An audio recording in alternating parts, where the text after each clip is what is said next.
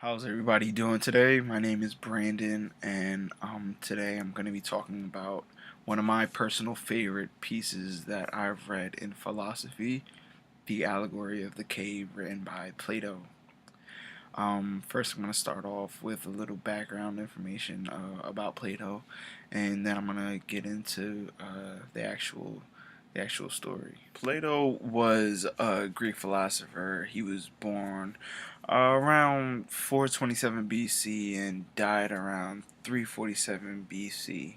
He was the founder of the Academy in Athens, which was the first institution of higher learning in the Western world. Also known back then, Socrates, which was his teacher. Socrates really didn't write anything, but in some of Plato's pieces, such as the Republic, uh, the the Symposium, the Laws, the Meno, and the Apology, Plato used Socrates as one of his main characters in them.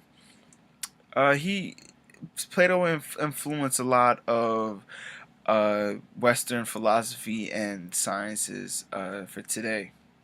The allegory of the cave is found in Book 7 of the Republic. Plato wrote it to compare the effects of education to the soul and the lack of it on our nature. He starts off by talking about this dark scenery inside of a cave. Now, inside this cave, there are people that have been chained up their entire lives, and the only thing that they can see is what's in front of them. They can't see anything that's in back of them or in the side of them. Now, behind these people, there is a big fire pit, and now this fire pit has um, behind it, it's a wall that has these puppets on top of it, and there's people that are controlling these puppets. Now, from this fire pit that's being casted behind them, there are these shadows that are being shown to these people in front of them. Now, each of these shadows, they represent something in the real world. Like, the shadow of a tree to them is an actual tree. A dog is a dog. A human is a human.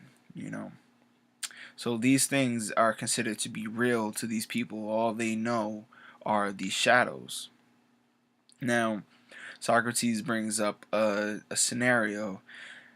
He describes by saying, what if one of these people were actually let free of these shackles, and for the first time ever in their lives, they were able to actually see around the cave. Now, the first thing that they would see, of course, is the fire, and they wouldn't be able to actually see it because of how bright it is.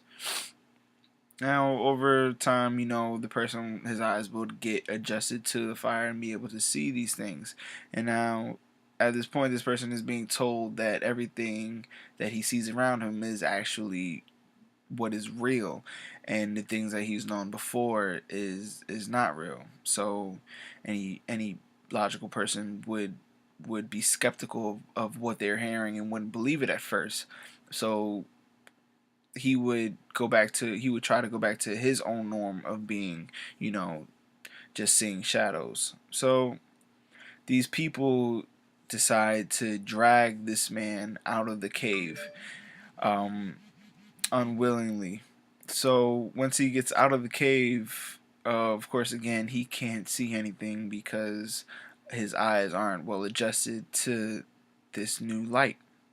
At first he can only see the shadows, and then over a course of time his eyes can adjust so he can see the reflection of people and reflection of things, and then over time he can actually see things to be what they are, and he can actually see the sun.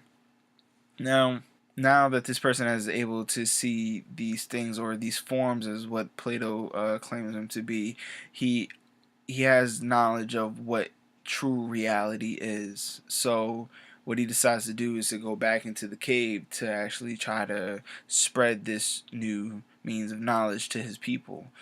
By going back in the cave, Plato gives another scenario of a game that these people would play inside the cave by trying to determine which shadow they can tell better from the other. You know. Now, you would think that this person who has been freed from his shackles has a better knowledge of what things are, but to these people, they still think that shadows are real. So, in this game, this person who has been let go of his shackles, he wouldn't win anything at all. And from him not winning, these people they didn't like what they saw, and they thought that from him leaving the cave, he was, he was sick or anything like that. So they didn't want to accept anything he was saying. They didn't want to be freed from their shackles either, to see this real world, and if he would try to do it, they would kill him. So what does this all mean? In my opinion, everybody is is in their own cave, you know. Everybody's in their own world. We all live in our own life where we think that what we know and knowledge that we have is true knowledge, but to Plato, it's not true knowledge. Those who have ascended to this highest level of good, they shouldn't remain there, but they should return back to the cave, and they should share their labors. And of course, just like in the story, these people are not going to understand as easily as you want them to. They're gonna reject your ideas. But one of the things that Socrates actually suggests to fix this is the spread of this philosophical knowledge. Relating it back to the story, going back to the cave to actually spread this knowledge of this true world is a solution to this. At first people might not agree with you, but over time they will, get to understand it more and actually get out of the cave with you. Thank you guys for watching this. I hope you guys enjoyed my video and you were able to learn something.